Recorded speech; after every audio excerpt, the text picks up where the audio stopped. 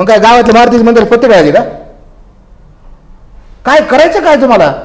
सोडून दिली तुम्ही लढाई खरी. हिला 5 वर्षातून ही पुढारी आहेत ना, 5 वर्षातून ह्या गोरगरिबाच्या पाया पडायला येते एकदा. ही ताकद निवडणुकीत आहे, ही ताकद लोकसभेत आहे. मी जर चुकीचं काम केलं असेल, नार्को करायला तयार आहे, लाय डिटेक्टर करतो आणि ब्रेन मॅपिंग तिन्ही करतो. समाजावर कधीच टीका करणार नाही. त्यांनी मला किती जरी शिवाय दिल्या ना समाजाच्या लोकांवर, कुणी काही म्हणणं, मी त्यांच्यावर टीका करायचा दोषच नाही. कारण माझा समाज भावनिक आहे, भोळा समाज आहे मराठा समाज. जर मराठ्याचं 70-80 वर्षात जेवढं कल्याण झालं नाही, इतक्या कोटी लोकांना आरक्षण मिळालं, तुम्ही म्हणता कल्याण झालं, आणि मग तुम्ही परत उपोषणाला का बसले?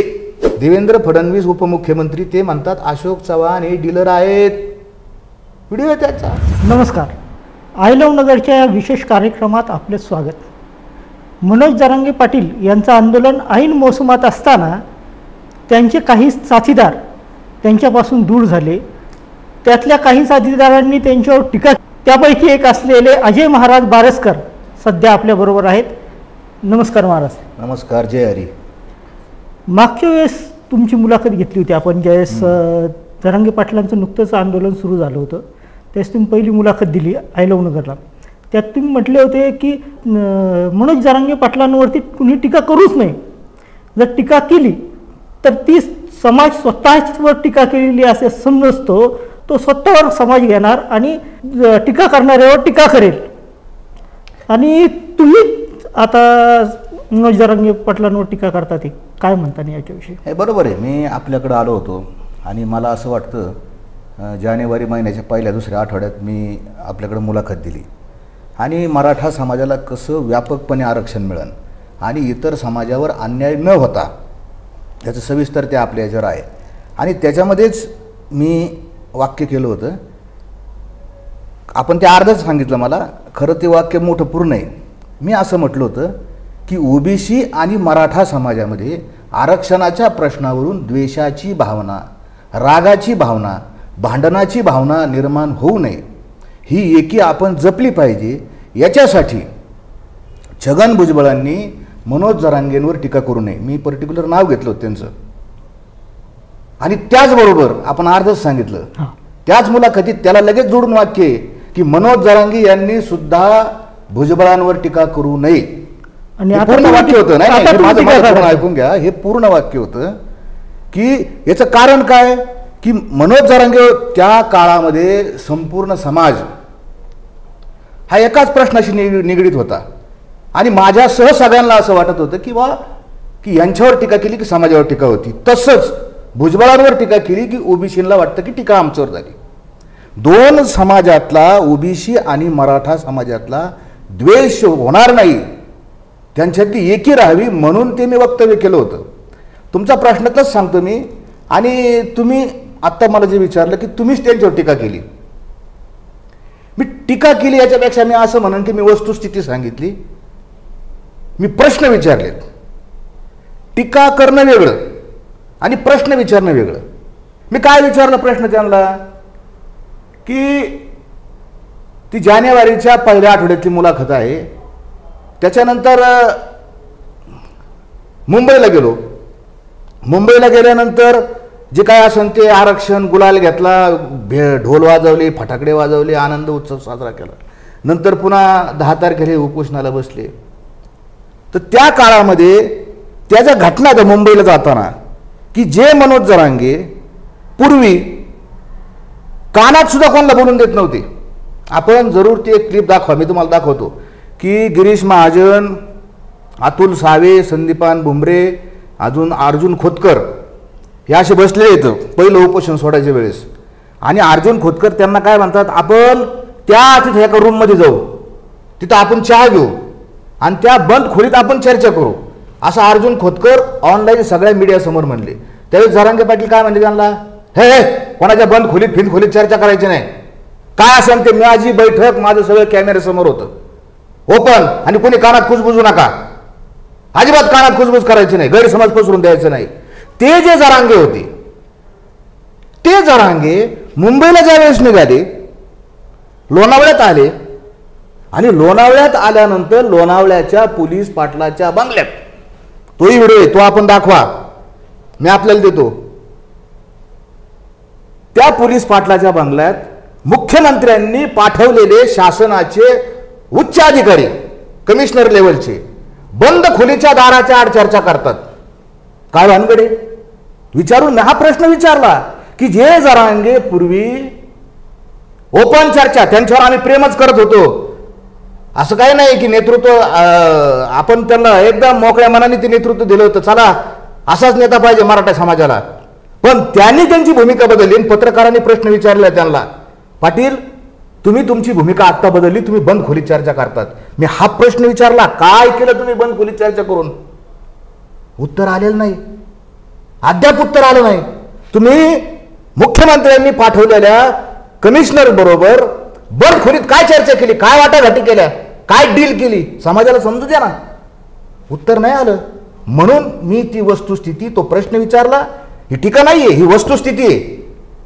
त्यांनी माझ्यावर टीका केली, त्यांनी मला क्रिटिसाइज केलं, त्यांनी मला बदनाम केलं, वेगळं कुठलाही पुरावा नसताना, कुठलाही आधार नसताना. प्रश्न त्यांना विचारला मी, तुम्ही सारखे बदलता, पुन्हा तुम्ही दाखवा. वाशीच्या सभेत ते म्हटले होते की आरक्षण नाही मिळालं तरी उपोषणासाठी मी आझाद मैदानात जाणार. आपल्याला आठवतं का? आणि जरी मिळालं तरी गुलाल घ्यायसाठी मी कुठं जाणार? आझाद मैदानात जाणार. गेले का होते? तुम्ही म्हणता मी कधीच बदलत नाही, मी जे बोलतो तेच करतो. गेले का आझाद मैदानात? नाही गेले. का तुम्ही वाशीतून मागे आले? आणि मग आले तर आले, आरक्षण मिळालं तुम्हाला. तोही व्हिडिओ आहे मी की तोही देतो, तोही तुम्ही दाखवा की मनोज जरांगे काय सांगतात. 70-80 वर्षात जेवढं मराठ्यांचं कल्याण झालं नाही तेवढं मराठ्यांचं कल्याण या आंदोलनातून झालंय. त्यांची ही प्रेस आहे, तिकडून मुंबईहून आल्यानंतरची प्रेस आहे, आणि हे अंतिम सत्य आहे. त्यांचे शब्द बरं का तोंडातले, मी वेगळं काहीच बोलत नाही. जर मराठ्याचं 70-80 वर्षात जेवढं कल्याण झालं नाही, इतक्या कोटी लोकांना आरक्षण मिळालं, तुम्ही म्हणता कल्याण झालं, आणि मग तुम्ही परत उपोषणाला का बसले? तुम्हाला काय कायदा वाचून घेतला नाही तर तिथं तुम्ही यायचंच नाही ना परिपूर्ण. तुम्ही काय म्हणले, आरक्षण घेतल्याशिवाय येतच नाही. तुमचा आवेश, तुमचा आवाका बघूनच आम्ही तुमच्यावर प्रेम केलं, तुम्हाला नेतृत्व दिले ना. प्रश्न विचारायचा अधिकार नाही मला. त्या आंदोलनात तुम्ही कशासाठी सहभागी झाले? तुम्हाला कोणी सांगितलं होतं की त्या सहभागी जा, किंवा मनोज जरांगेंशी काही मध्यस्थी वगैरे, काही चर्चा करा वगैरे, असं तुम्हाला कोणी सांगितलं होतं? नाही, मराठा समाजाला आंदोलन मिळावं यासाठी आम्ही 2006 पासून काम करतोय. 2006 पासून 2006ला आमचं पहिलं फार कमी लोक होतो आम्ही. पहिलं नागपूरच्या हिवाळी अधिवेशनात आमचं उपोषण आहे. नंतरच्या काळात 2000 मराठा क्रांती मोर्चा ज्यावेळेस निघाले, कोपर्डीचं प्रकरण झालं, आरक्षणाचा प्रश्न आला, सगळ्या नगरला माहिती. मी काय वेगळं सांगत नाही, सगळ्या नगरला माहिती आहे. आपण त्याच्यामध्ये आतोनात कष्ट केले. त्याच्यानंतर माननीय न्यायमूर्ती गायकवाड साहेब आले, त्या आयोगाचे अध्यक्ष झाले, आणि गायकवाड साहेबाच्या कमिशननी जो रिपोर्ट दिला त्या रिपोर्टनुसार आरक्षण मिळावं असं आंदोलन जरांगेंनी केलंय. माझ्याकडे व्हिडिओ आहे, तुम्हाला देतो मी तो व्हिडिओ. म्हणजे आमच्या नंतर ते आले तिथं, आम्हाला बोलवलं नाही. आणि तुम्हाला अजून सांगतो की जिथं जिथं समाजाचा प्रश्न आहे तिथं तिथं आम्ही जातो. आणि आमची जी भावना आहे, आमची भावना आहे एकीची भावना आहे, तुफळी करण्याची भावना नाही. काही नाश होऊ नये, चांगलं व्हावंच यासाठी गेलो आपण. मला काही पुढारी व्हायचं नाही, मला आमदार व्हायचं नाही, खासदार व्हायचं नाही, काय नाही. माझ्याकडे सगळं व्यवस्थित, माझी परिस्थिती अतिशय चांगली. तुम्हाला सरकारने सहभागी व्हायला लावलं नव्हतं का? काय संबंध सरकारचा? किंवा तुम्हाला दुसरं कुणी तुमच्या एखाद्या नेत्यांनी सांगितलं होतं का की सहभागी हो या आंदोलनात, काही मध्यस्थी कर, काही मनोज जरांगेंशी काहीतरी बोल, याचा तिढा सुटत नव्हता. म्हणून मीच एका महाराष्ट्रातल्या एका सन्माननीय नेत्याला, मी ज्यांच्या पक्षात काम करत होतो पूर्वी, मीच त्याला विनंती करून घेऊन गेलो का भाऊ तुम्ही चला. ते म्हणले मी या जातीच्या भानगडीत पडत नाही, मी अपंगाचं काम करतो, मी शेतकऱ्याचं काम करतो, मी ह्या भानगडीत पडत नाही. मी विनंती केली, नाही तुमची गरज आहे म्हणलं, तुम्ही या तिथं. त्यांनी नाही आणलं, मी त्यांना नेलं तिथं. आता तुम्ही त्या पक्षात आहेत का? आता त्यांनी मला काढून टाकलं पक्षातून. माझा राजकीय काही स्वार्थच नव्हता, मी तिथं काम करत होतो ना. वारकरी संघ, वारकऱ्यांचे जे अडीअडचणी शासन दरबार येतात ते सोडवण्यापुरताच माझा त्या पक्षाशी संबंध होता, शेतकऱ्याचा आणि अपंगाचा. त्यांना नाही पटलं, त्यांच्यावर दबाव आला, त्यांनी काढून टाकलं, तो त्यांचा प्रश्न आहे. आणि मला काही इच्छा नव्हती, मला काय पक्ष काय कमी आहे का, भांडले का इथं. वाद नक्की कशामुळे झाला मनोज जरांगे पाटील आणि तुमचं तर चांगलं चाललं होतं सुरुवातीला. वाद कशाने होतो माहिती आहे का? वाद होतो अहंकारानं. वाद हा भावनेवरूनच नेहमी होतो, मुद्द्यावरून फार कमी वाद होता. समजून घेणारी माणसं असती, नाही बा इथं थांबावं लागेल, असं करावं लागेल. अहंकार हा जो आहे ना तो फारच भयानक आहे. मी सांगन तेच खरं, माझंच खरं, ही भावना ही चुकीची. इतकी क्षुल्लक गोष्ट आहे की मी तिथं कमिशनर, संभाजीनगरचे कमिशनर साहेब आणि आम्ही बरेच जण 5-6 आपल्या नगरमधले एक सन्मान्य अधिकारी होते आणि आम्ही सगळे त्याचं शिष्टमंडळ तिथे गेलो की बा हे आरक्षण कसं सुटन, कशा मागणी लागतील, तुम्ही पाणी प्या, तुम्ही उपोषण सोडा, याच्यासाठी आम्ही तिथे गेलो. तर त्यांनी इतक्या खालच्या स्तरावर जाऊन खान आई माईवर शिव्या दिल्या, सगळ्या महाराष्ट्रात त्या ऐकल्या. छत्रपती शिवाजी महाराजांच्या पुतळ्याखाली एखाद्याच्या आईमाईला, ते पण मराठ्यांनाच, तिचे बसलेले जे होते ना तिथं त्या व्यासपीठावर, ते सगळे मराठाच होती, त्यांच्या आईमाईला शिव्या दिल्या. आणि मग शेवटी मी त्यांना म्हणलं, पाटील तुमच्या पोटात जरा आग पडलेली दिसते, तुम्ही पाणी प्या. आणि मी सरकार नाही आहे, सरकार गेलं चुलीत, माझा काही संबंध नाही त्या सरकारचा, एक ग्लासभर पाणी प्या. मी तुकाराम महाराजांच्या देहूवरून आलो आहे, मी भंडारा डोंगरून आलो, असं त्यांना सांगितलं. तर माझ्याकडे आज पाहिलं, संतन फंतन मला नको सांगू, तुकाराम महाराज आमचा आत्मा आहे, तुकाराम महाराज आमचा प्राण आहे. त्या माणसाने ऐकलंच नाही, अहंकार. पण तरी मी काय म्हणलं, बा एवढा मोठा समाज एकत्र आलाय, पुढं हे करता. आपण गेलो, आपण म्हणलो पाणी प्या, आणि मग माझं घरी आलं, म्हणलं आता आपण जायचं नाही, हा निश्चय केला मी. तर त्यांचा मला फोन आला, त्यांचा फोन आला, त्यांनी मला, त्यांचा आणि त्यांची सगळी टीम होती तिथे, ते तारक होते, श्रीराम होते, बरेच सगळे काही नावं होते. मला फोन आला, म्हणले महाराज आम्ही तुमची माफी मागतो. कर्मधर्म संयोगाने मी त्याचं रेकॉर्डिंग केलं. रेकॉर्डिंग मी मागं ऐकून दाखवलं. आता ऐका तुम्ही.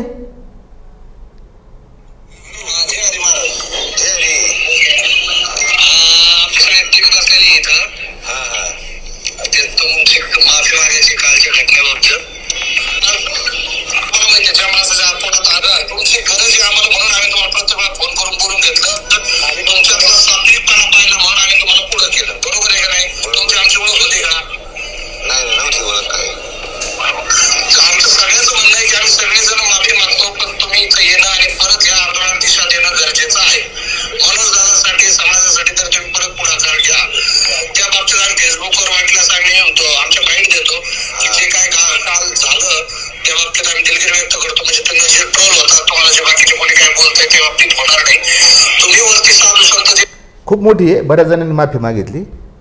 मला बोलवलं तिथं. आता हा तुम्हाला लिटरली पुरावा आहे, त्याचं खंडन नाही करू, सगळ्यांचे रेकॉर्डिंग घेता. बरं तिथं बसल्यानंतर मला शंका आली, कारण हा माणूस जरा मला त्याचं विचित्र दिसलं ना. मी सगळ्या व्हिडिओ रेकॉर्डिंग करून ठेवल्या, जी मीटिंग झाली, काय झालं, चर्चा झालं, सगळे बोलणं झालं, काय बोलायचं ठरलं, काय नाही, हे सगळे प्रूफ आहेत माझ्याकडं. आणि मग तिथं परत इथून परत तिथे गेलो, यांनी बोलावलं ना मला. आता तुकोबारायांना बोलले आणि त्याच्या दुसऱ्या दिवशी परत गेलो. मला याला पश्चाताप झालेला आहे, प्रायश्चित्त देतो तू का, जातो लोक सांगत, ठीक आहे पश्चाताप आला, आपण जाऊ. परत गेल्यावर परत शिव्या दिल्या या माणसाने, परत शिव्या दिल्या. आणि परत शिव्या दिल्यानंतर मग मी त्या गावकऱ्यांना सांगितलं, हो आता फार झालं, अति झाला, आता एक कुठली तरी मर्यादा असती, मला आता हे सत्य समाजाला सांगावं लागेल. आणि म्हणून मग मी तिथं बीडमध्येच तुमच्यासारखंच एक चॅनल आहे, आमचा मित्र आहे पत्रकार संग्राम, आणि त्या काही महाराष्ट्र काही चॅनल आहे, त्याच्यावर जाऊन मी मुलाखत दिली. ती मुलाखत माझी जवळपास कोटभर लोकांनी ऐकली, आणि ती मुलाखत छगन भुजबळांनी ऐकली. आता जर सगळ्या तुम्ही ऐकली, सगळ्या दुनियाने ऐकली, त्यांनी ऐकली. आणि मी मराठा समाजाला आरक्षण मिळावं म्हणून एक दिवसाचं जे विशेष अधिवेशन होतं, त्या विशेष अधिवेशनाला मी गेलो तिथं. तर ते अधिवेशन मराठा समाजाला 10% आरक्षण दिलं. आणि शेवटी ते छगन भुजबळ उठले आणि त्यांनी सांगितलं, ते भंडारा डोंगराचे ते बारसकर महाराज आहेत, त्यांनी असं सांगितलं की हे जरांगे चुकीच्या पद्धतीने वागतात. तिने कुठे बोलले ते? विधानसभेत बोलली. विधानसभेत त्यांनी माझं नाव घेतलं. आता त्यांनी माझं नाव घेतलं का मला फोन सुरू झाले, तू त्या भुजबळाचाच माणूस आहे आणि तू त्याच्यामुळेच तू असं करतो त्याच्यामुळेच तसं करतो, भुजबळांनी तू कसं का नाव घेतलं? 20 तारखेला ते भुजबळांनी माझं नाव घेतलं म्हणून मला 21 तारखेला प्रेस घ्यावं लागली. मी 1770 रुपये भरून मुंबई मराठी पत्रकार संघामध्ये जे आझाद मैदानावर आहे तिथं प्रेस घेतली. माझा व्हिडिओ एवढ्या लोकांनी पाहिला होता. सगळी चर्चा झाली विधान भवनात नाव घेतल्यामुळं. साहजिकच पत्रकारांचं काम करतात. पत्रकार सगळे ते तुम्ही जी पत्रकार परिषद घेतली ती पत्रकार परिषद घ्यायला तुम्हाला कोणी काही मदत केली होती का? कोणी राजकीय नेत्यांनी काही सांगितलं होतं की का पत्रकार परिषद घे भो याच्याविषयी? मदतीचा काय संबंध आहे? मला फोनच यायला लागले, लोकांची शिव्याच यायला लागल्या ना, तू भुजबळने कसं काय तुझं नाव घेतलं? मग मला हे सांगायचं होतं की भुजबळचा माझा काडीचाही संबंध नाही, काडीचाही संबंध नाही. आणि मी का टीका केली की हे बाबाचं हे असं जसं बोलतो तसं वागत नाही, बंद खोलीत चर्चा करतो, सारखा मागण्या बदलतो, पलटी मारतो, ह्याच्यामुळे समाजात द्वेष तयार करतो, ओबीसी मराठ्यात द्वेष ह्याच्यामुळे व्हायला लागला, समाजाचं नुकसान. मला हे सांगणं तर गरजेचं आहे ना. त्याच्यासाठी प्रेस घेतली. कोण तुमचं असं म्हणणं आहे का त्यांनी माझ्यावर जो आरोप केला की यांना मीडिया कसा काय उपलब्ध झाला? त्यांचा स्पष्ट आरोप आहे. दुसऱ्या दिवशी त्यांनी आरोप केला की यांना मीडिया कसा उपलब्ध झाला, असा कसा? मी मीडियाला, आपल्याला सगळ्या मीडियाला विचारतो की मीडिया कोणाच्या सांगण्याहून चालतो का? राजकीय लोकांच्या सांगण्याहून मीडिया चालतो? माझी अशी पत्रकारांना, मीडियाला विनंती आहे की आपण विचारायला पाहिजे की तुम्ही मीडियाला असं कसं तुम्ही बोलू शकता? कोणत्या तरी एखाद्या राजकीय नेत्याने काही तुम्हाला पैसे दिले का माझी प्रेस लावा म्हणून? असं घडतं का? आपल्या लोकशाहीमध्ये 4 स्तंभावर लोकशाही आहे. त्याच्यामध्ये हा एक खांब आहे मीडिया. न्यायव्यवस्था आहे, प्रशासन आहे आणि संसद आहे. ह्या माणसाचा संसदेवर विश्वास नाही, ह्या माणसाचा प्रशासनावर विश्वास नाही, ह्या माणसाचा न्यायव्यवस्थेवर विश्वास नाही, बिलकुल नाही. जर न्यायव्यवस्थेवर विश्वास असता तर याच नगरच्या कोर्टामध्ये कोपर्डीच्या त्या आरोपींना, त्या तरुणांची माथे भडकावून मारायला नसतं लावलं. 5-5 वर्षाची शिक्षा नाही. कोर्ट शिक्षा देणार नाही का? कोर्टावर विश्वास नाही तुमचा कोर्टावर विश्वास नाही का? तुमचा न्यायव्यवस्थेवर विश्वास नाही आणि तुमचा मीडियावर सुद्धा विश्वास नाही. म्हणून तुम्ही मीडियाला त्या ठिकाणी ट्रोल केलं. कस काय मीडिया आला? कोणी मदत फिदत केलेली नाही. मीडियाला काय कळत नाही का ह्या माणसाकडे काही आहे पोटेन्शियल? एक तासभर, अर्धा तास प्रेस घेतो मी काय असा तुम्ही रस्त्यावरच्या माणसाची प्रेस घेता का उठून? हेच तर सगळं कारण आहे ना. हाच तर घोटाळा आहे सगळा की चुकीचं नेतृत्व लागले समाजाला आणि समाज खड्ड्यात जाऊ नये म्हणून मी तिथं उदाहरण दिलं. तर बा बस चाललेली, बसचा ड्रायव्हर पेलेला आहे आणि मला कळालं ड्रायव्हर पेलेला आहे. बसचा ऍक्सिडेंट होईल, बस खड्ड्यात जाईल म्हणून मी पहिलं काम काय उतरलो मी आणि लोकांना सांगितलं बाबा उतरा, खाली उतरा. माझं काम आहे ना सांगणं. मी तेच केलं प्रेसच्या माध्यमातून, वेगवेगळ्या माध्यमातून. उतरा खाली.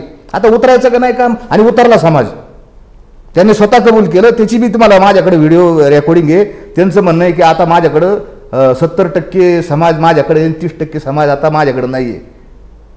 ते उलट आहे. माझं असं म्हणणं आहे का काहीच तुमच्याकडे आता फक्त जे माझे भोळे आहेत. मी समाजावर कधीच टीका करणार नाही. त्यांनी मला किती जरी शिवाय दिल्या ना समाजाच्या लोकांवर, कुणी काही म्हणणं, मी त्यांच्यावर टीका करायचा दोषच नाही आहे. कारण माझा समाज भावनिक आहे, भोळा समाज आहे मराठा समाज. आणि एक दिवस काळ गेल्यानंतर हळूहळू कळलं. आज जसं त्यांचं स्टेटमेंट आहे, लोक गेले निघून, त्याचं कारण असते की लोकांना कळलं की ड्रायव्हर पेलेला आहे. आणि हेच सांगतोय मी. तुम्ही ज्यावेळेस मनोज जरांगे पाटलांच्या आंदोलनापासून वेगळे झाले त्यावेळेस तुमच्यावरती बरेच आरोप लागले. त्यात असा आरोप होता की तुम्ही पैसे घेऊन आंदोलन फोडता, तुम्ही अतिक्रमणं केलेले आहेत, तुम्ही लोकांकडून हप्ते घेता, शासकीय लोकांकडून, तुमच्यावरती विविध प्रकारचे गुन्हे आहेत. या आंदोलन अशा आरोपांवरती तुम्ही काय म्हणता? हे तुम्ही लय किरकोळ विचारलं मला. मनोज जरांगे यांनी मेन सगळ्या महाराष्ट्राच्या राज्यस्तरीय मीडियावर, तुम्ही फार कमी विचारलं, त्यांनी सांगितलं की हा माणूस बलात्कारी, मी बलात्कार केला. कुठं ही सिंगापूरच्या का बँगलोरच्या बाईवर. बरं मी विनयभंग केला, मी 300 कोटी रुपये संपत्ती जमा केली, आणि वरून सरकारकडून मी 40 लाख रुपये घेतले, असे त्यांचे आरोप येतात. आणि त्यांचे कोणी इथले जे आहेत, आता मी काही बोलणार नाही त्यांच्यावर जास्त, कारण त्यांची तेवढी पातळीच नाही, आणि त्यांचे हे आरोप येतात. मुळातच मी म्हटलं की माझ्यावर, मी जर अशा पद्धतीचा माणूस असेल, मी जर चुकीचं काम केलं असेल तर मी नार्को करायला तयार आहे. काय नार्को करायला तयार आहे, लाय डिटेक्टर करतो आणि ब्रेन मॅपिंग तिन्ही करतो मी तुमच्या. आणि त्याचबरोबर सांगितलं का तुम्ही बंदखोरीत काय चर्चा केली, काय डील केली, तुम्ही पण करा, समोर करा. एका बेडवर तुम्ही, एका बेडवर मी, होऊन जाऊन द्या मीडियासमोर. कशी नार्को असते. त्यांनी एवढे जे आरोप केले त्याच्यातला एकही आरोप सत्य नाही असं तुमचं म्हणणं आहे का? अहो काय सत्य आहे, मीच त्यांच्यावर केस केली, आता डिफॉर्मेशनची नोटीस पाठवली, आबरू नुकसानीची, माफी मागा नाही तर मी दावा करणार आहे. त्यांच्या घराला चिटकवली असं नोटीस आतापर्यंत जाऊन. अहो मला जे समाज ओळखतो, मला जे लोक, बलात्कार म्हणजे तुम्हाला किरकोळ समजले का आरोप? निर्भयाचं एक कांड झालं दिल्लीमध्ये, सगळा देश पेटला होता. इतकं सोपं असतं का? कसं असतं नेतृत्वामध्ये, आपल्याकडे उत्तरं नसली ना की पहिलं शस्त्र असतं की समोरच्या व्यक्तीला बदनाम करा, त्याचं चारित्र्याचं हनन करा. हे काय माझं एकटंच झालं का आजपर्यंत? चारित्र्याचं हनन केलं म्हणजे हा माणूस आपोआप संपतो. फडणवीसचा माणूस, यार माझी जिंदगी गेली त्यांच्यावर लाडता लाडता. आजपर्यंत मी पवार साहेबाच्या पक्षातच, राष्ट्रवादीतच होतो. विचारा ते दादा भाऊना, त्यांना संग्राम जगतापांना विचारा कोणाचं काम केलं मागच्या इलेक्शनला, विचारा ना सगळ्यांना. आणि माझ्यावर परत आरोप. आणि ते जे तुम्ही इथं आपल्या तिथं सांगितलं, खरं तर कारण तेच मला यायचं की माझ्यावर जे आरोप केले, मी अतिक्रमण केलं. आता ते जे कोणी तो आलता, तो मुलगा, तो वकील आहे असं कळालं मला. अतिक्रमण या शब्दाचा अर्थ काय आहे की मी, आणि तो बोलला आहे त्याच्यावर पण मी करणार आहे केस बिलकुल, पण त्याची एवढी उंची नाही. पहिलं हे त्याच्याकडे बघतो, मग त्याला बघतो. तो काय म्हणे की सरकारी जागेवर यांनी दुकानं बांधले, सरकारी जागेवर. इतकं सोपं आहे का सरकारी जागेवर दुकानं? माझा स्वतःचा प्लॉट आहे, माझ्या कष्टार्जित, माझ्या वडिलांकडून, आई वडिलांच्या पुण्याईचा प्लॉट आहे नगर मानमाड रोडला. 14 गुंठ्याचा उतारा माझ्या नावावर आहे, त्याला परवानगी आता. आणि सरकारला, महानगरपालिकेला रस्ता रुंदीकरणासाठी काही जागा लागते, तर त्यांना MRTP ॲक्ट 127 नुसार मी त्यांना नोटीस दिलेली की तुम्हाला जर माझी काही जागा लागत असेल रुंदीकरणासाठी तर तुम्ही विकत घ्यावी, कायदा आहे. नोटीस दिली. पालिकेने मला पत्र दिलं का आमच्याकडं पैसे नाहीत. त्याला 2 वर्षाचा कालावधी, खरेदी घ्यायला 2 वर्षाचा कालावधी संपून गेला. ते प्रकरण लॅप झालं. माझ्या जागेत जर कोणी पालिकेचा माणूस आला तर मी त्याच्यावर गुन्हा दाखल करू शकतो. ते संपलं त्यांचं. मी म्हणतो ना माझी जागा घेऊन टाका तुम्ही, रस्ता रुंदी करायला लागते तर द्यायला तयार आहे ना मी. ते म्हणते आमच्याकडे पैसे नाहीत. हा मुद्दा. मी कुठेही अतिक्रमण केलेलं नाही. एक तिने यावं तिथं फुटाचं अतिक्रमण नाही. अजून काय माझ्यावर आरोप केला त्याने की हा खंडणी गोळा करतो, PWD कोण. त्याला माझं जाहीर आव्हान आहे, पुरावा घेऊन ये. आणि कोणचा PWDचा अधिकारी आहे ना त्याच्याकडून खंडणी आणली. आणि त्याच्यात सगळ्यात महत्त्वाचं आहे ना, मी नार्कोच करायला तयार आहे ना. भसाभस मी जर पैसे घेतले असते ना, कोणाकोण किती खंडणी घेतली, काय काय येणार का नाही. नार्को, ब्रेन मॅपिंग, लाय डिटेक्टर, तुमचा विश्वास आहे का नाही? मी तयार आहे करायला. सगळंच बाहेर येईल पुरावे, आणि त्याचे बी पुरावे दाना बाहेर येते. उगाच काहीतरी बोलायचं. अहो एक तर इतका, म्हणजे मला तर क्यू वाटती. एक तर असं तर बोलला की माझे वडील एसटीत होते, माझे वडील वारले, फार सज्जन माणूस, भारूड कीर्तनकार, आपले वारकरी होते. एसटीमध्ये सर्व्हिसला होते, सायकलीवर जायचे, सायकलीवर यायचे, खूप कष्टातून दिवस काढले आम्ही. तर माझ्या वडिलांचे ते खाकी कपडे घालून मी पोलिसाच्या नावाने खंडणी मागतो, असंही तो तुमच्या मुलाखतीत तो म्हटलेला आहे. माझे वडील हे कंडक्टर नव्हते, ड्रायव्हर नव्हते. माझे वडील फिटर होते, निळे कपडे घालायचे. आणि मला माझ्या वडिलाचा अभिमान आहे की त्यांनी आम्हाला कष्ट करून खाऊ घातलं आहे. आम्ही कोणाच्या हरामाच्या पैशाचं खाल्लेलं नाही, 1 रुपया खाल्लेला नाही. नारायण राणेंकडून कोणी 25 लाख आणले. स्वतःला तो म्हणतो ना फार शाजूक, स्वतःला 25 लाख रुपये नारायण राणेंकडून आणले. त्याचे फोटो व्हायरल झाले, त्याच्या रेकॉर्डिंग येतात, येईन ना सगळं नार्कोत बाहेर. अशा पद्धतीचे घाणेरडे आरोप करायचे. आणि मला काय नाही, आम्ही वारकरी येतो, आम्हाला काही फरक पडत नाही, बिलकुल नाही. फक्त कसं आहे, हे जे काही जी लोक असतात त्यांना स्वतःचं काहीतरी मोठेपण हे करावं लागतं. आणि तो म्हणे हा महाराज काय म्हणे स्वयंघोषित महाराज आहे. आता मी आज नाही महाराज, 2006 पासून कीर्तन करतोय. माझे सगळे कीर्तन यूट्यूबवर येतं. आणि माझ्या गावामध्ये आता ते ठीक आहे, त्यांच्या माझ्या गावात इतकी ती आग लावली फस लावली. माझं अजिबात माझ्या गावच्या लोकांसुद्धा माझा काही येत किंचित राग नाही. ते मला सिनियर येतं, वरिष्ठ येतं आणि मी त्यांना आदरणीय समजतो. प्रश्न तो नाही आहे. पण माझ्या गावकऱ्यांनी फक्त महाराजाला कधी 1 रुपया तुम्ही दिला का पाकिट? आणि कोणाला म्हणा एक रेकॉर्डिंग दाखवा बारसकर महाराजांनी बा पैसे मागितले तुम्हाला, सिंगल रेकॉर्डिंग दाखवा. माझे हजारो कीर्तन झाले. तुका सेज नावाचं इंग्रजीमध्ये तुकोबारायांवर पुस्तक लिहिलं आहे मी. हे जे पुस्तक आहे ना, हे पुस्तक, हे छोटंसं पुस्तक आहे जगद्गुरू तुकोबारायांच्या विचाराचा तत्वज्ञान. 5 लाख पुस्तकं पदर पैशाने वाटले. 5 लाख. याच्यावर किंमत नाही. राहू तुमच्याकडे एक पुस्तक आहे, किंमत नाही याच्यावर, दाखवा मला. जगद्गुरू तुकोबारायांच्या अभंगाच्या तत्वज्ञानाचा विचाराचा प्रचार आणि प्रसार करणं हे आमच्या जीवनाचं ध्येय. मी जात नव्हतो तिकडे, मला बळ उडून गेलं यांनी. म्हणजे तुम्ही त्या जरांगे पाटलांच्या आंदोलनात जातच नव्हते? अहो सगळे काय म्हणले, आपल्या समाजाचा प्रश्न आहे. घरी आले माझ्याकडे मुलं, नाही महाराज तुम्ही एकटेच बोलणार येतं, एकटेच येतं, तुम्ही या. मी म्हणलं अरे मी तो वारकरी, सगळ्या जाती धर्माचे लोक माझ्यासमोर असतील. पण मी नंतर पाहिलं की कसं असतं, याला वेगळं वळण लागायला नको. ते लागतच होतं, द्वेष तयार होत होतो. मी म्हणलं ना, ज्यावेळेस हे आमचे आंदोलक ज्यावेळेस छगन भुजबळांवर टीका करत होते त्यावेळेस साहजिकच ह्या परिणाम काय माहिती का आंदोलनाचा? परिणाम काय झाला? मराठ्यांना तर येतं म्हणलं लय कल्याण झालं, मराठ्यांचं लय भेटलं. तुम्हाला सांगतो भेटलं तर काहीच नाही. ती इकडं मराठवाड्यात 30,000 दाखले नोंदी मिळाल्यात फक्त. बाकीचे इकडच्या आम्ही ऑलरेडीच कुणबी येतं आम्ही. आमच्या नोंदी पहिल्याच, मी 20 वर्षापूर्वीचं माझं कुणबी सर्टिफिकेट आहे. आमचं काय गरज नाही. त्यावेळेला काय इथे 30,000 लोकांना मिळाल्या. आणि काय झालं तर भाजपाचा प्रचंड फायदा झाला.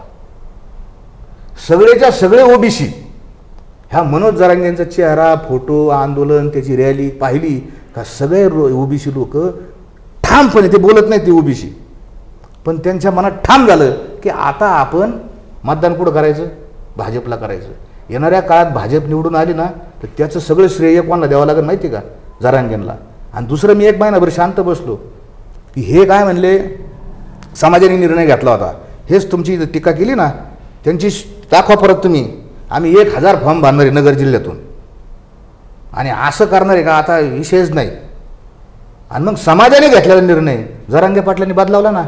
अशोक चव्हाणांची भेट घेतली. ज्या अशोक चव्हाणांना लोक गावात येऊन देत नाही, गावात, त्या अशोक चव्हाणांना हे आमचे मनोज जरांगे 1 तासभर घरात घेऊन बसले. काय चर्चा केली तुम्ही? काय चर्चा केली सांगा ना, समाजाला उत्तर द्या ना. लोक अशोक चव्हाणाला गावात येऊन देत नाहीत आणि तुम्ही 1 तासभर त्यांचे भाजपचे आहेत ना, ते ज्यांना तुम्ही शिव्या दिल्या ना त्यांचे आहेत ना, ते त्यांच्या संग काय चर्चा केली? डील केली. आता ते डीलर आहेत अशोक चव्हाण, असं कोण म्हणतं? ते पण व्हिडिओ तुम्ही दाखवा.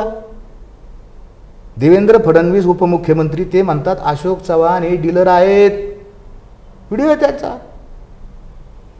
तुमच्या बाबतीत तर म्हणतात की तुम्ही पैसे घेऊन हे जरांगे पाटलांच्या विरोधात बोलतायत आणि तुम्हाला पोलीस संरक्षण आहे, सरकारने तुम्हाला चांगली मुंबईमध्ये व्यवस्था केलेली आहे, असे आरोप होतात. याबद्दल तुम्ही काय म्हणताल?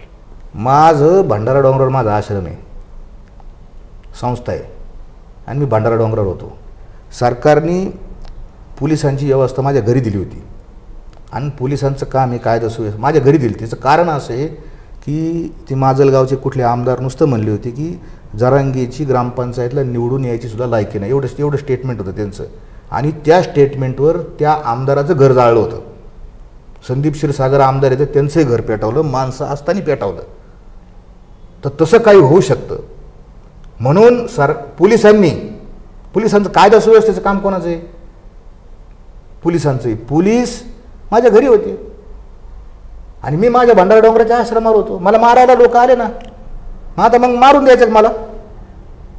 तुम्हाला मारायला लोक आले होते? आलते ना मुंबईत मारायला लोक. मी आझाद प्रेस, आपला देश लोकशाही आहे, भारताच्या संविधानामध्ये आपल्याला बोलण्याचा, व्यक्त होण्याचा, अभिव्यक्ती करण्याचा अधिकार आहे का नाही? आणि मी जर चुकीचंच काही बोललो असेल तर माझ्यावर तुम्ही केस करू शकता. एका चौकटीत मर्यादित बोलण्याचा अधिकार आहे ना, बोलण्यात भाषण स्वातंत्र्य आहे मला. मी बोललो, मग मी बोललो, तू बोल नको, मग ना बोला तुला मारून टाकीन, खलास करू, कापून काढू. माझ्याकडे 1000 रेकॉर्डिंग येतात. माझ्या विरोधातही मला शिव्या घालणारे पोस्ट येतात आणि माझ्या समर्थनातही पोस्ट येतात. असं बिलकुल नाही. आणि ही जी सगळी माणसं आहेत ही रस्त्यावर येत नाही. मला बोलण्याचा हक्क आणि अधिकार आहे, मी ते बोललो. पैसे घ्यायचा काय संबंध आला? तुम्ही 1999 पासून या आंदोलनात आहे, मराठा आंदोलनात, मराठा आरक्षणासाठी प्रयत्न करताय. अजूनही तुम्हाला वाटतं की आपण हे एवढं घडलं तरीसुद्धा मराठा आरक्षणासाठी आपण प्रयत्न करणार आहेत का, की पुन्हा आरोप प्रत्यारोपातच खेळायचे? आता नेवासा फाट्यावर शेतकऱ्याच्या दुधाचे भाव पडले 2 वर्षापूर्वी म्हणून रस्ता रोख केलं, म्हणजे भाजप शिवसेनेच्या काळात. आणि तोही गुन्हा भाजप शिवसेनेच्या काळात, हे सगळे गुन्हे भाजप शिवसेनेच्या काळात आमच्यावर दाखल झालेले आहेत. नेवासा फाट्यावर दुधाला भाव मिळावा म्हणून आंदोलन केलं, तिथं गुन्हा आहे माझ्यावर. कांद्याला भाव मिळावा म्हणून गुन्हा दाखल आहे. साखरेचं आंदोलन आम्ही पुण्याच्या साखर आयुक्तालयावर केलं, तिथं गुन्हा दाखल आहे. काढून पहा ना. आणि तुमच्या नेत्यावर शिवाजीनगरच्या कोर्टामध्ये 420चा गुन्हा दाखल आहे. 420. छत्रपती संभाजी महाराजांच्या नाटकाचे पैसे खाल्ले. पैसे कोणाचे खावे याची तरी आपल्याला थोडी जाण्याची नाही तर मनाची पाहिजे. तुमच्यावर आहे दाखल 420 ऑलरेडी दाखल आहे. आणि माझ्यावर जे गुन्हे आहेत ना ते भूषण आहे, ऊसासाठी आहे, साखरेसाठी आहे, दुधासाठी आहे, शेतकऱ्यांच्या मुलांना न्याय मिळवून देण्यासाठी आहे, पाण्यासाठी, आंदोलनासाठी आहे. हे आम्हाला भूषण आहे, छत्रपती शिवाजी महाराजांसाठी आहे. हे गुन्हे आहेत आमच्यावर. चोरीचे, चिलट्याचे, नसली लबाडीचे गुन्हे नाहीत 420चे. आणि तुमचा जो प्रश्न होता त्या प्रश्नाचं उत्तर आहे की एकदा हाती घेतलेलं व्रत आम्ही सोडत नाही. हे आमचा वारकऱ्याचा नियम आहे. आम्ही वारकरी येतो. आम्ही वारकरी कशी आहेत माहिती का? तुकोबाराने सांगितलं, मऊ मेणा होणार मी विष्णू असं कठीण वादर असं भिदवायची, भले तरी देऊ काशीची लंगोटी. पुढचं चरण सगळ्याला माहिती. पण शेवटी आम्ही तुका म्हणे आम्ही अवघेची गोड, आम्ही गोडच आहे. आमचं काम काय आहे की जे काम हातात घेतलं आम्ही आरक्षणाचं काम करतो. लढाई चालू आहे. आणि माझी निश्चित मला आशा आहे, माझ्या संतांवर विश्वास आहे, संताची हे पाय हा माझा विश्वास, की त्याही लोकांना, त्या ओबीसींना न दुखावता, त्यांच्यावर अन्याय न होता मराठा समाजाला कसं आरक्षण आणि लवकरच ते मिळेल असं मला वाटतं. आणि मी शेवटी आपल्याला एक सांगतो की गरिबाच्या ताटातली भाकर हिसकून खाणं ही मराठ्याची संस्कृती नाही, बिलकुल नाही. किती गरीब आला ना दारात, ते डुमडुम वाजणारा, कोणी काय बैल घेऊन आला, दारात भीक मागणार येते. तर मराठ्यांची संस्कृती ही देण्याची आमची संस्कृती आहे. आणि घ्यायचंच असन तर आम्ही मोठ्याकडे पाहतो. आमचं नेलंय कोणी तिथं पाहतो. गरिबाच्या ताटातलं डुकरं वळीत, कोणी काय कडी, कोणी घिसाडी, कोणी रामोशी. अरे ते मुख्य प्रवाहातच नाही अजून, आणि त्यांच्या ताटातली भाकर हिसकायची, हे काय मर्दानगी आहे का? आणि हा सगळा खेळ हा फक्त गावातल्या 4-5, हे जे आंदोलन चाललंय ना, हे आंदोलन गावातल्या 4-5 लोकांसाठीचे फक्त, ज्यांना ओबीसीतून इलेक्शनला उभं राहायचं, कुणबीचा दाखला काढायचा. त्याचा फायदा काय? त्याचा सगळ्यात मोठा फायदा आहे की निवडणुकीला नगरसेवक, ग्रामपंचायत, सरपंच, जिल्हा परिषद, पंचायत समिती ह्या निवडणुकीला उभं राहता येतं. गावात सगळ्याला उभं राहायचं नसतं, 2-4 जणांना उभं राहायचं असतं आणि त्यांना ते सर्टिफिकेट पाहिजे असतील. EWSचं आरक्षण आहे ना, घातलं ना आरक्षण EWSचं. ब्राह्मण, मराठा आणि मुस्लिम ह्या 3च जाती होत्या 10%. तर मराठा समाजाला प्रचंड त्याच्यामध्ये फायदा होत होता. ते गेलं आरक्षण. ह्या आंदोलनाचं फळ काय आमचं? तर EWS गेलं. तर म्हणून आमची लढाई चालू आहे. निश्चित मी लढत राहणार आहे, मी लढणारच आहे ना. रात्रंदिना महायुद्धाचा प्रसंग, अंतर्बाह्य जग आणि मन, मी लढणार आहे शेवटपर्यंत, शेवटच्या श्वासापर्यंत लढन. यश मिळो न मिळो, काय जे व्हायचं ते हो, पण लढणं हा आमचा स्वभाव आहे. उद्याच आम्ही तर बाबासाहेबांनाही मानणार आहे, तो नाही मानत बाबासाहेबांना. महामानव डॉक्टर बाबासाहेब आंबेडकरांना त्यांचा फोटो ह्या आमच्या आंदोलकांतून चालू याच्यात फाखाली घेतलेला आहे. हे तर ज्यांनी आरक्षण दिलं 340 कलमांनी बाबासाहेबांनी ओबीसीला आरक्षण दिलं त्यांचा फोटो काढला, कधी शाहू महाराजाचा फोटोही नाही लावला नाही. मग हे तर खटकलं ना आम्हाला, हे तर बोललो ना आम्ही, काय वेगळं बोललो. आणि शेवटी सांगतो एक आत्ताचं एक सांगतो की त्यांनी असं सांगितलं 24 तारखेला निर्णायक सभा झाली आणि त्यात काय सांगितलं माहिती का, लोकसभेत आमचं काहीच गुंतलं नाही, मराठ्यांनो लोकसभेच्या निवडणुकीत आपली शक्ती वायाला घालू नका. ही त्यांची स्टेटमेंट आहे बरं का. तिथं आवाज काढून काही उपयोग नाही, तिथं मराठ्यांचा आवाज काढून काही उपयोग नाही, आरक्षण लोकसभेत नाही. ही त्यांची स्टेटमेंट आहे. ते तुम्हाला देतो, तुम्ही लावायचे लावा, त्याच्यावर सगळ्यांनी ऐकले. ते लोकसभेत काहीच नाही असं म्हणता हा माणूस. अरे या देशातले सगळे सर्वोच्च निर्णय कुठं होतात सांगा तुम्ही, कुठं होतात? लोकसभेमध्ये. भारताचं जे संविधान आहे त्या संविधानामध्ये संविधानकर्त्यांनी जे कोणी असतील, महामानव डॉक्टर बाबासाहेब आंबेडकर आणि सगळे संविधान सभा जेवढी होती तेवढी, त्यांनी कलम 79 ते कलम 123 संविधानाचं 44 कलम संसदेवर, लोकसभेने राज्यसभेवर लिहिली. संसद कशी असावी, अध्यक्षाचे काय अधिकार, कसं काम करायचं, काय काय कायदे करायचे, कसं फायनान्स बजेट करायचं, किती कलम लिहिले, 44 कलम, सगळं लोकसभेतच आहे, सर्वोच्च मंदिर आहे. आणि तिथं जाऊन काय करायचं म्हणले आपल्याला? मग काय गावातल्या मारुतीचे मंदिर पत्ते करायचे का? काय करायचं काय तुम्हाला? सोडून दिली तुम्ही लढाई. खरी हिला 5 वर्षातून हे पुढारी आहेत ना, 5 वर्षातून ह्या गोरगरिबाच्या पाया पडायला येते एकदा. ही ताकद निवडणुकीत आहे, ही ताकद लोकसभेत आहे. पूर्वी राजा राणीच्या पोटातून जन्माला यायचा, आता मतपेटीतून येतो, आता ती EVM मधून येतो, भाग्याकडा झाला. राजा तिथून जन्माला येतो आणि हे तिथून दुर्लक्ष. इलेक्शन झालं सभा घेऊ. अरे खरी लढाई आत्ताचे स्पष्ट सांगा ना. विचारलं त्यांना, ज्याला पाडायचं त्याला पाडा, असं नाही. नेतृत्वानं स्पष्ट सांगितलं पाहिजे, उजवीकडे चला, डावीकडे चला, पुढं चला, माग स्पष्ट सांगितलं पाहिजे ना. समाज असं धरून नेला हिमालयात आणि दिला सोडून, तुम्ही समाजाने समाज ठरवा, तुम्ही तुमचं ठरवा, ज्याला पाडायचं त्याला पाडा. अरे कोणाला पाडायचं हे सांगितलं पाहिजे ना. बरं विचारलं लोकांनी, पत्रकारांनी विचारलं, महायुतीला पाडायचं का, भाजप, शिंदेची शिवसेना, अजितदादाची राष्ट्रवादी यांना पाडायचं का? नाही मी तसं नाही म्हणत. मग म्हणले मग महाविकास आघाडी निवडून आणायचं का, शरद पवारांच्या, उद्धव ठाकरेंच्या आणि त्या काँग्रेसला? नाही त्यांनी तर काय केलंच नाही मला 60-70 वर्ष. त्यालाही मत देऊ नका, यालाही मत देऊ नका. मग विचारलं वंचितला मत द्यायचं का? नाही वंचितचं आपल्याकडून काय बोललं झालंय. मग म्हणले अपक्षाला मत द्यायचं का? नाही महानावर काय अपक्ष उभा करू, अपक्षाला मत द्यायचं नाही, अपक्षाला मत द्यायचं नाही, वंचितला मत द्यायचं नाही, आघाडीला मत द्यायचं नाही, आणि महायुतीला. अरे मग द्या. तुम्ही स्पष्ट का बोलत नाही? धाडस लागतं स्पष्ट बोलायला, धाडस लागतं. एका या साईटीला घाबरले तुम्ही. स्पष्ट सांगा, नेतृत्वानं स्पष्ट सांगावं लागतं. इकडं जायचंय आपल्याला, एक्झॅक्ट हा आपला शत्रू आहे, नाही सांगत ते. मजबुरी असेल त्यांची काहीतरी, सोडून देऊ.